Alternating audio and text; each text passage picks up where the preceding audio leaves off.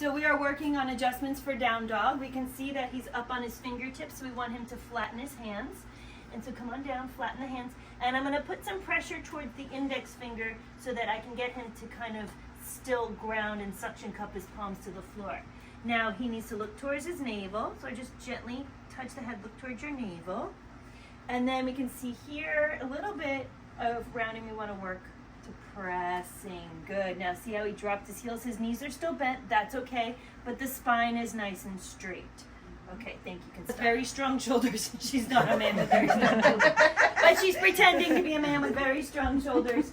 And so what I'm going to have her do is I'm going to come bring my foot between her legs, pull her hips, and try to bring her body weight into her legs. Good. Now notice how she straightens her arm. Bring your chin to your chest. Go gaze towards your navel. Her knees are still slightly bent, but that's okay. If they have tight hamstrings, that'll take some time. We're going to bring the elbows to the hips, and I'm giving her a hug with my elbows right at her hips. Interlace the fingers, place the fingers on the lower back, and lean back and use the weight.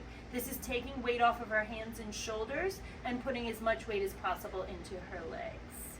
Good. All right, thank you.